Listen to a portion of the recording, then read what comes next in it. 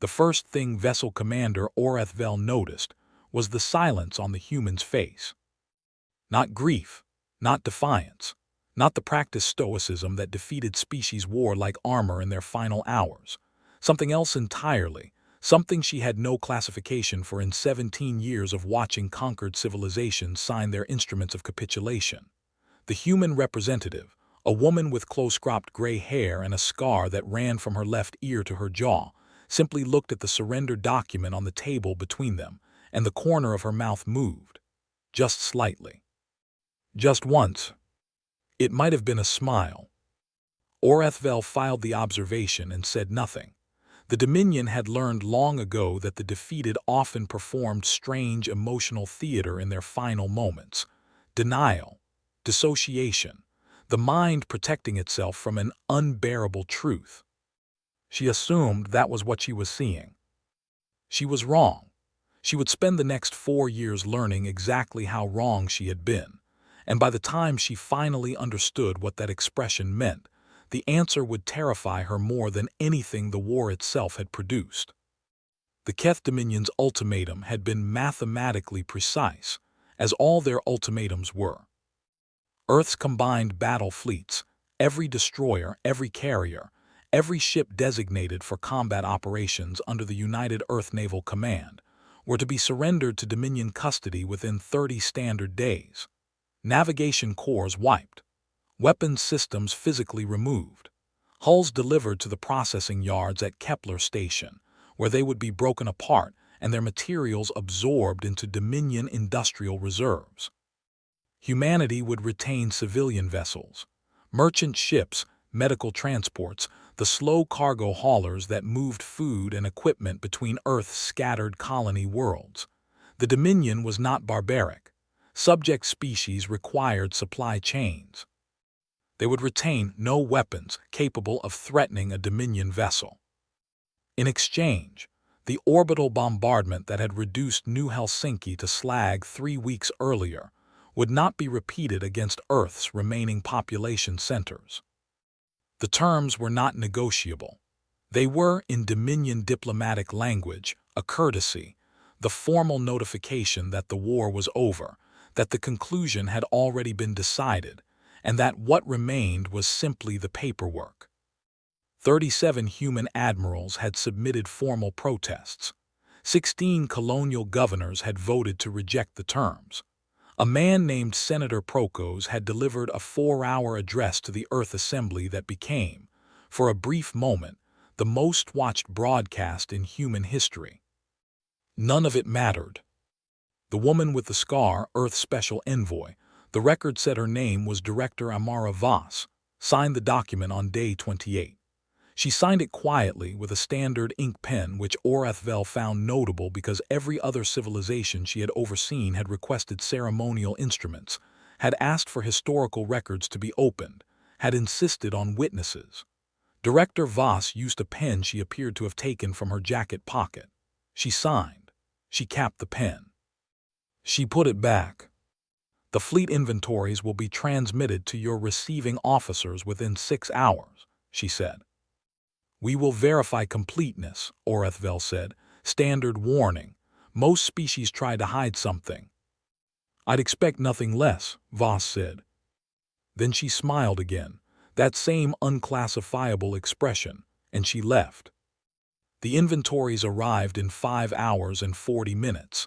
They were, as far as Dominion technical analysts could determine, completely accurate. Every vessel accounted for. Every weapon's signature matched. The fleet was real. The surrender was real. What nobody in the Dominion had thought to ask, not yet, not for another 8 months, was a question so simple it felt almost embarrassing in retrospect. Which fleet? Envianalis Threnkovas was not supposed to be the one who noticed it. He was a junior data officer, third-tier clearance, assigned to the Dominion Administrative Hub on Kepler Station, where his primary function was cross-referencing human-civilian shipping manifests against Dominion import tariff schedules. Tedious work. Work that had nothing to do with military intelligence, nothing to do with fleet management, Nothing to do with the now-surrendered remains of Earth's combat capability being sliced apart in the processing yards 50 kilometers from where he sat.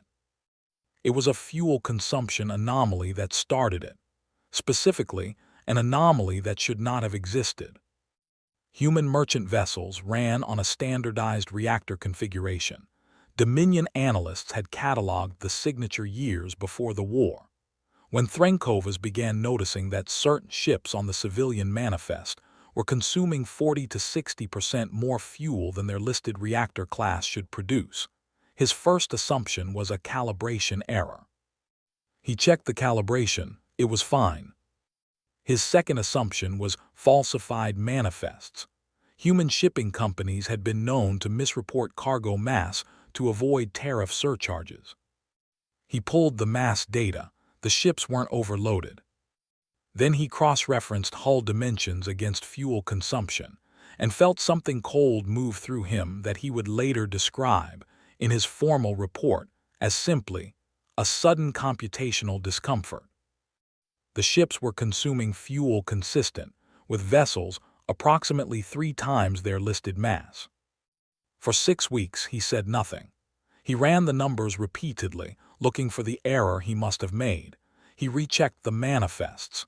He pulled comparison data from 17 other species' civilian shipping records. He built an internal model and broke it and rebuilt it. Finally, on a Tuesday by Earth's calendar, though he didn't know that, didn't think in those terms, he sent a flagged query to his supervisor, Yenareth, with a 3-line summary of the anomaly. Yenareth responded in 4 minutes, likely hull modification for cargo expansion, not a security matter, close the query. Threnkovas stared at that response for a long time. Then he did something junior data officers were not technically prohibited from doing, but were culturally discouraged from attempting. He escalated.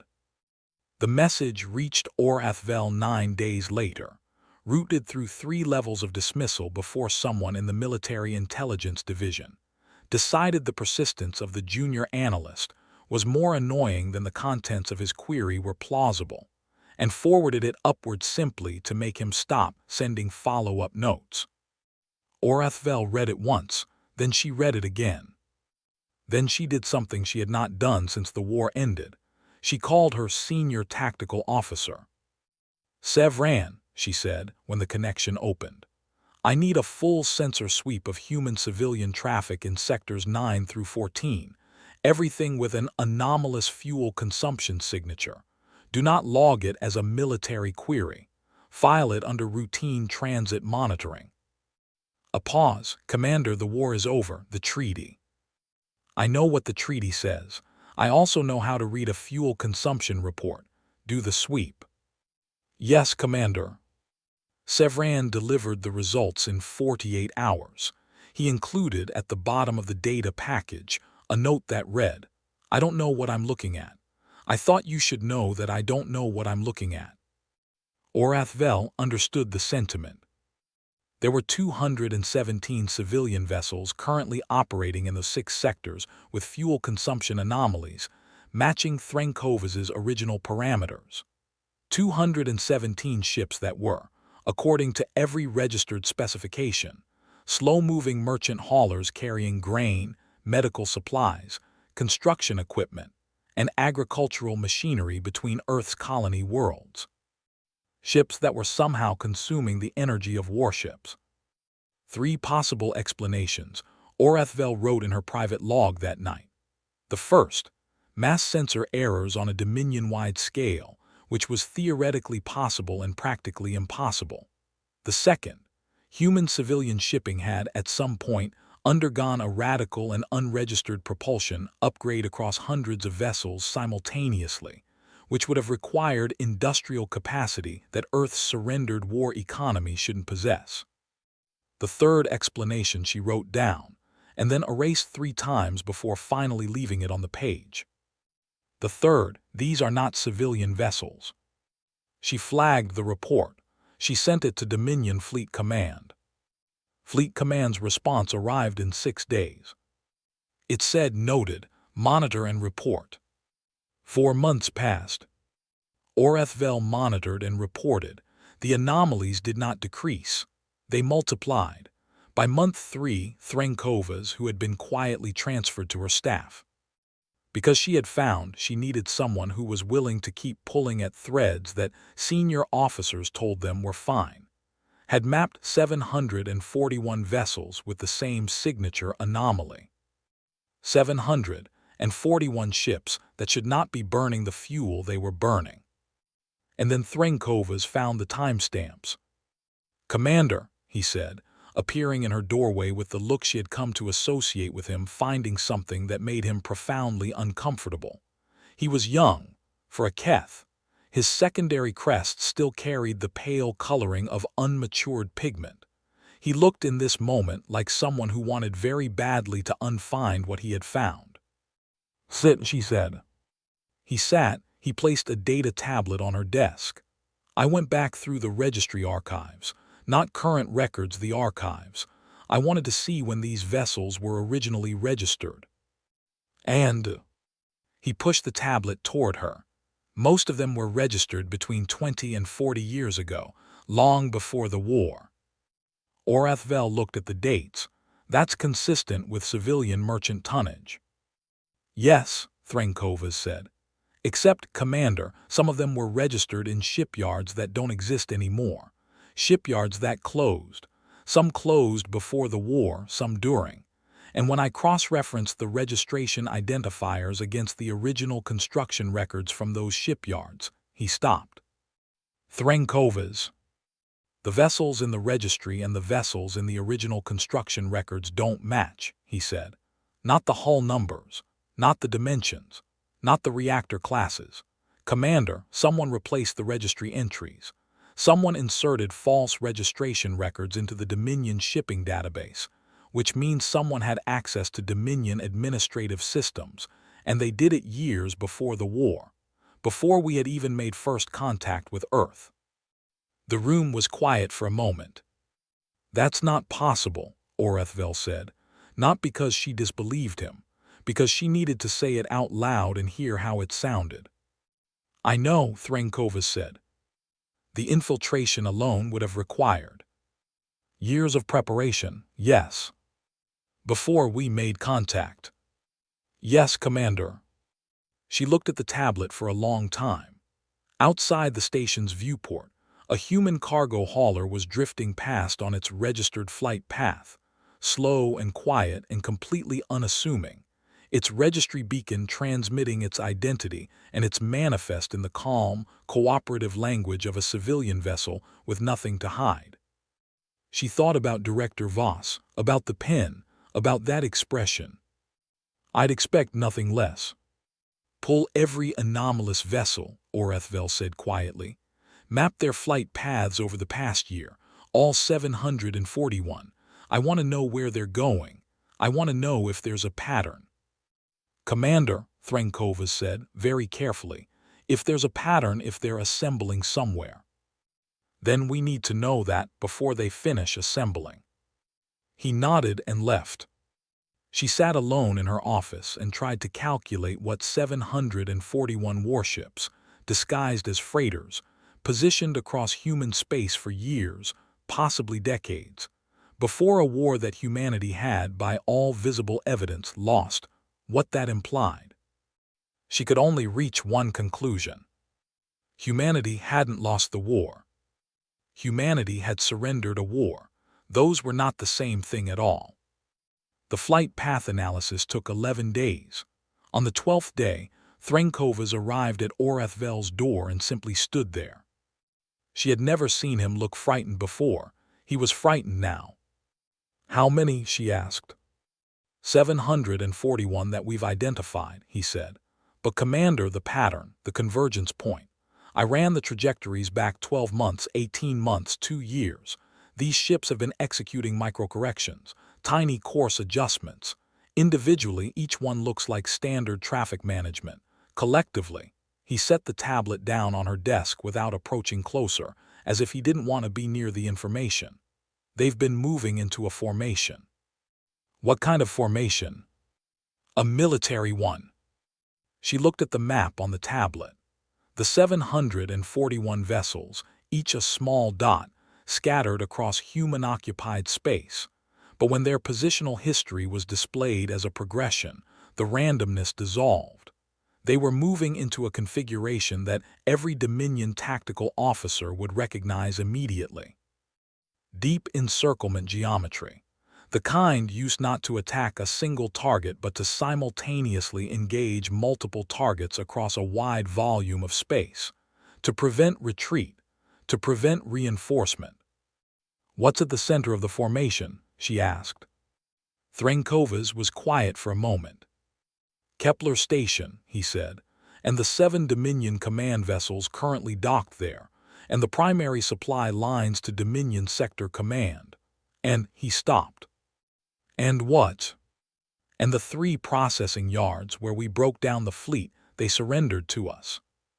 The weight of that settled over Orathvel like something physical. They had taken Earth's battle fleet apart, absorbed the materials, neutralized the threat. They had done exactly what the Dominion always did. They had dismantled what they could see. "This isn't their second fleet," she said slowly. "This was always their first. The fleet they surrendered." "Was built to be surrendered," Threnkova said. "I think they constructed it for that purpose. I think they spent years building ships specifically designed to pass Dominion technical inspection, to read as genuine warships, to be surrendered credibly. I think Director Voss signed that document knowing exactly what she was giving us." "Junk," Orathvel said. "Not exactly. The ships were functional, they were warships, just not the warships that mattered." She stood, moved to the viewport. "How long until the formation is complete?" Threnkova's checked his data. "At current progression," he stopped again, and this time when he looked up his secondary crests had gone nearly white. 48 hours. She was already reaching for the emergency communication panel. "Get me fleet command. Priority override." "Commander, what do we tell them?" "That humanity surrendered the fleet we asked for, and they kept the one we didn't know to ask about." She opened the channel. "And that we have about 47 hours to figure out what we're going to do about it." Fleet Command answered in 11 seconds, faster than she had ever seen them respond to anything. She started talking. 43 light minutes away, in the cargo hold of a vessel officially registered as the Asterisk Merchant Freighter Constant Horizon Asterisk, carrying a listed manifest of agricultural processing equipment bound for a colony world that hadn't been inhabited in 6 years. A woman with a scar from her left ear to her jaw stood at a tactical display that occupied an entire wall and said nothing for almost a full minute.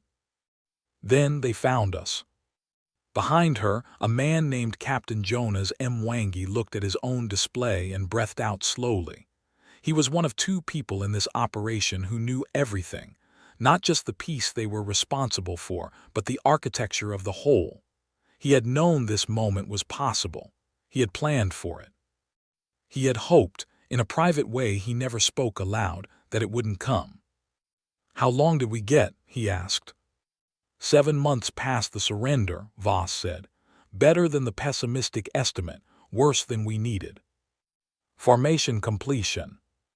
48 hours per schedule, but that window just became contested.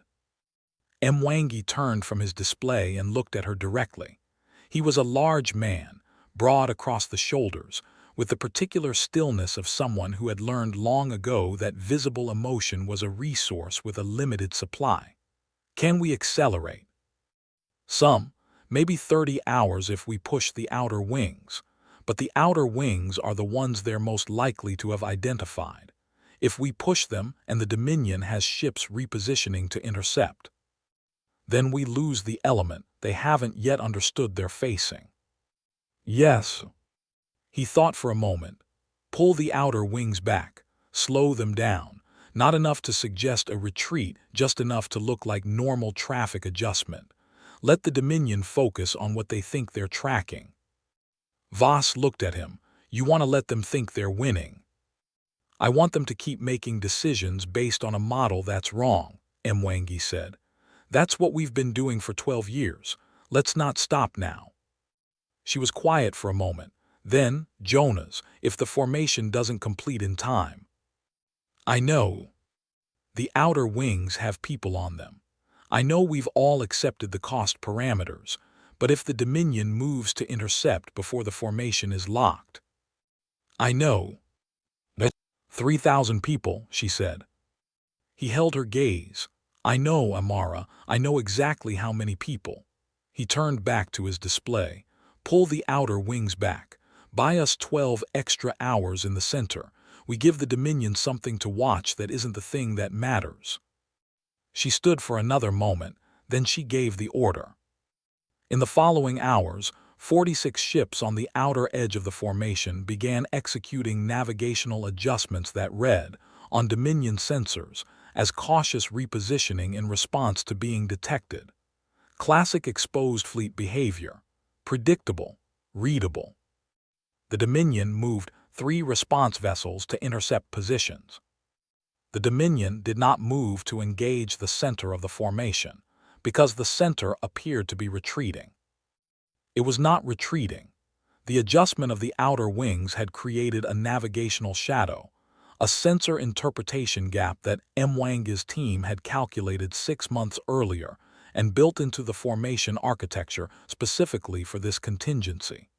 The center ships were using the outer wing movements as camouflage. They were, in the terminology that the Dominion's analysts would later use in the official post-action report, hiding inside the search pattern. Orathvel would not discover this for another 19 hours. When she did, the report she sent to Fleet Command contained a sentence that would be included, verbatim, in the Dominion's institutional briefings on human military doctrine for the next 60 years. "Do not attempt to predict human strategy using the assumption that humans will optimize for survival. They appear to optimize for a variable we have not yet successfully identified." 31 hours into the 48-hour window, 3 things happened that no one in the Dominion had predicted, in an order that no Dominion strategic model would have generated. The first, a signal transmitted from the constant horizon on a frequency that Dominion communication arrays were technically capable of receiving, but had never monitored because it was registered in Dominion databases as a standard agricultural data relay band. The signal was addressed to the office of the vessel commander, Kepler Station, marked urgent, and signed by Director Amara Voss. Orathvel read it alone in her office, 3 times before she allowed herself to believe what it said. It was a request to negotiate. Not a surrender, not a ceasefire, a negotiation. "We both know what the next 17 hours contain," Voss had written. "I'm not asking you to accept our terms. I'm asking you to sit in the same room with me again and let us speak honestly with each other, which we have not yet had the opportunity to do. The outcome of the next 17 hours is not as certain as you currently believe, or as uncertain as I think you fear. There is a third possibility that requires both of us to be present for it to exist." The second thing, Threnkovas ran a final analysis on the formation and discovered that the 741 vessels they had cataloged were not the complete formation. They were the visible outer structure, nested inside the sensor profile of the retreating outer wings, using a navigational shadow that he could only see in retrospect, with the benefit of knowing to look, were an additional 417 ships. 1,158 vessels total. The Dominion battle group in Kepler Station's operational range numbered 62. The third thing, a Dominion frigate attempting to establish intercept position on one of the outer wing vessels received a communication from that vessel. Not a threatening communication, not a demand, but a single question, transmitted on an open frequency. "Do you have children?" The frigate's communication officer, a junior specialist who would later be interviewed extensively and would never entirely recover from what came next, replied, because the question seemed too strange to leave unanswered, that yes, she had 2 daughters. The human voice on the other end said, I have a daughter too. She is 8 years old. I haven't seen her in 14 months. I want to go home. A pause. I need you to understand that I am prepared to do what is required here. I need you to understand that with full clarity before this moves to the next stage. But I wanted to say this first, because it's true, and because I think honesty matters even now. Especially now. The frigate's communication officer filed her report. Her supervisor read it, filed it upward, and attached a note. I do not know how to classify this communication. It does not match any known category of pre-engagement interaction. Orathvel received all 3 of these things within a 40-minute window. She sat with them in her office and did what she would later tell Threnkovas was the hardest thing she had ever done. She thought. Not tactically, not strategically. She thought about the expression on Voss's face when she signed the surrender document. She thought about what it meant that someone had spent 12 years building a fleet in secret, infiltrating Dominion databases, preparing a deception of extraordinary complexity and patience, and then, at the moment of apparent maximum advantage, sent a message that said, let us speak honestly. She thought about the communication officer's daughter, about the human voice asking a question that had no military purpose whatsoever. She thought about the word Threnkovas had used, optimize. What were humans optimizing for?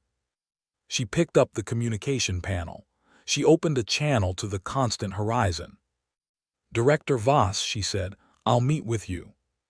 They met on Kepler Station, in the same room where the surrender had been signed, which Orathvel suspected was Voss's choice and not a coincidence. Voss arrived with Mwangi. She was wearing the same jacket.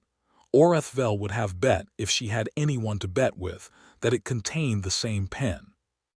Orathvel had brought Threnkovas, because he was the only member of her staff she trusted to watch the room rather than the words.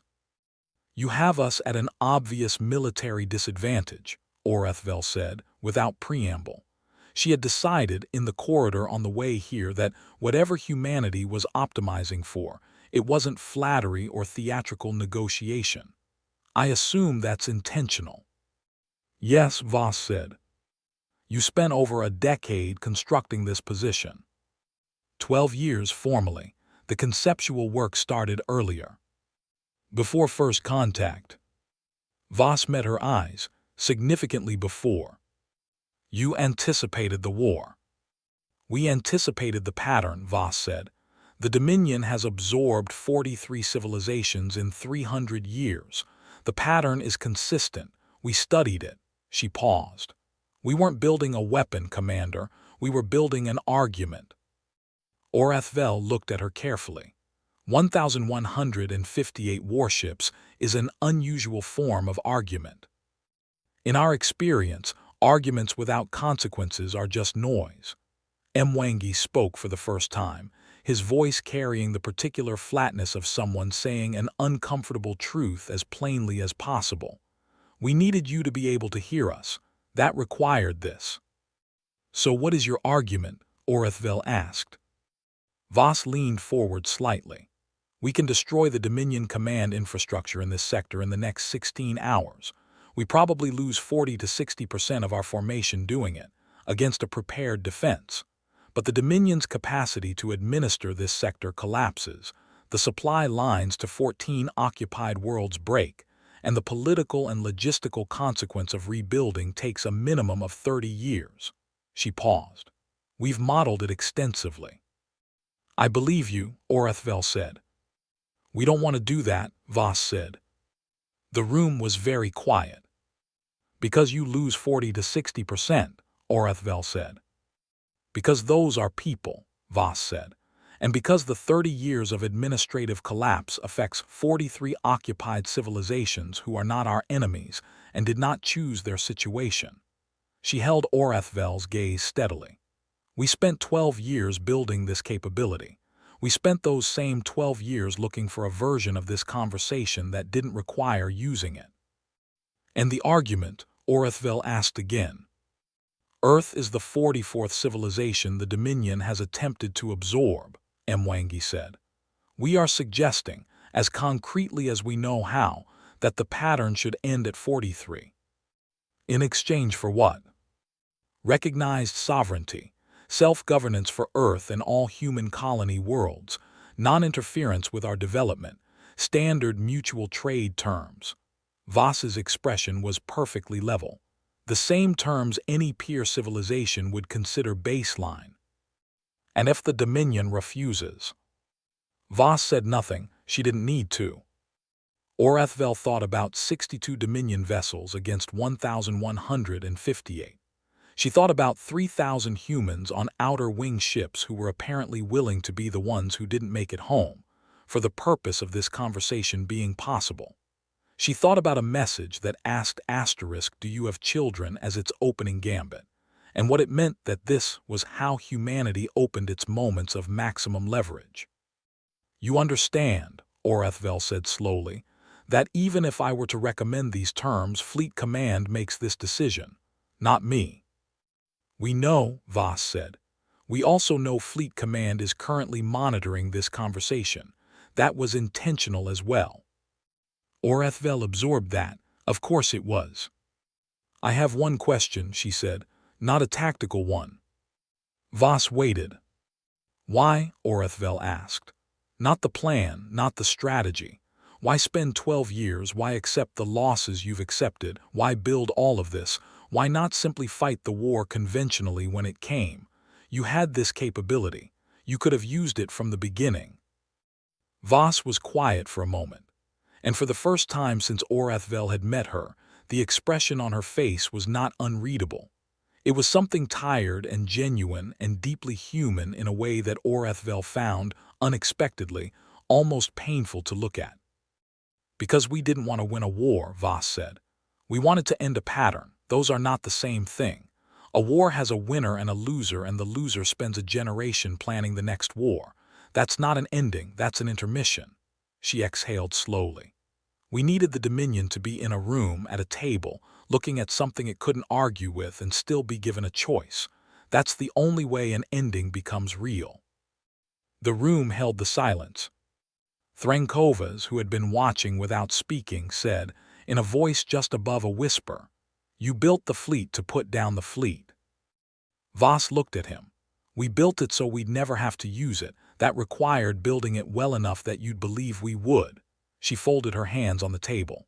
38 years ago, when the first Dominion survey ships appeared in our outer system, the person who eventually became the architect of this program looked at your historical record and asked one question. What does the Dominion understand? And the answer was capability, force, demonstrated consequence. She paused. So that's what we built, not because we wanted to fight, because it was the only language available for what we needed to say. Fleet Command's response came 12 minutes later. It arrived as text only on Orethvel's personal console, with no annotation, no context, no explanation. 7 words.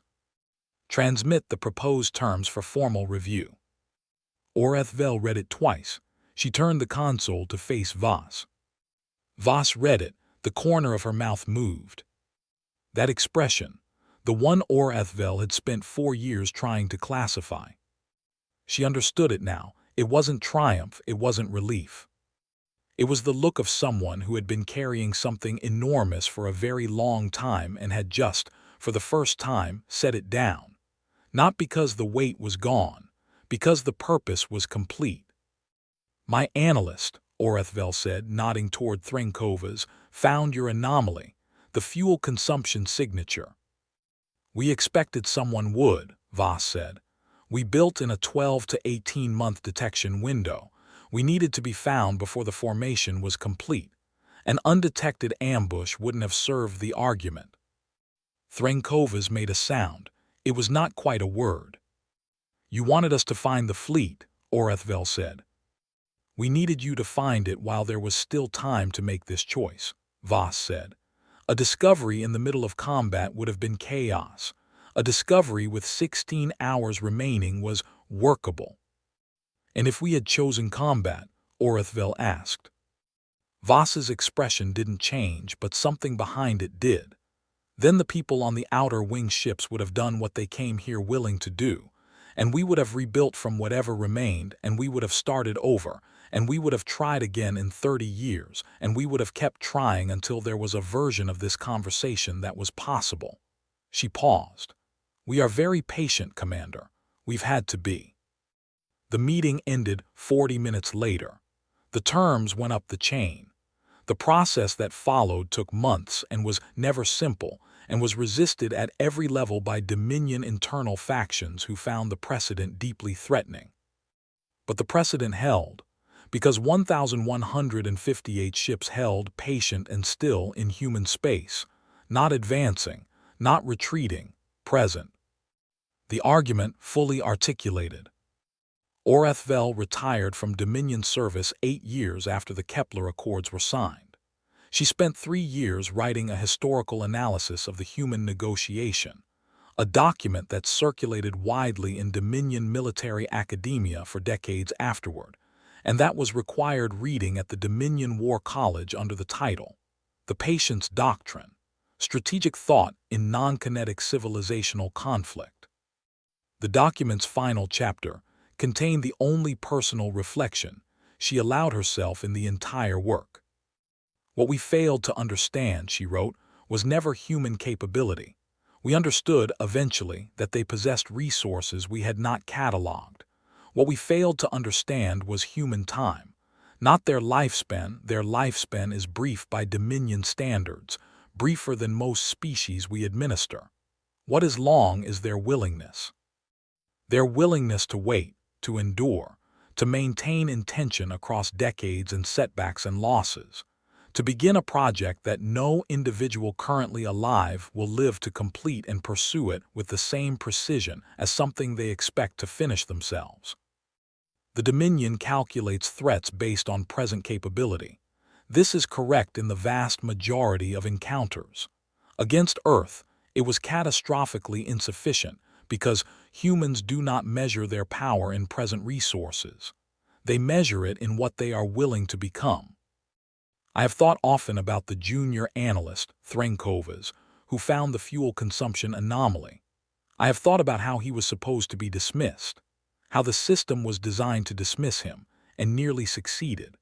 And I have thought about the humans who designed the detection window, who built in a fuel signature that was subtle enough to require a particular type of observer, but present enough that such an observer, if he existed, could not help but find it.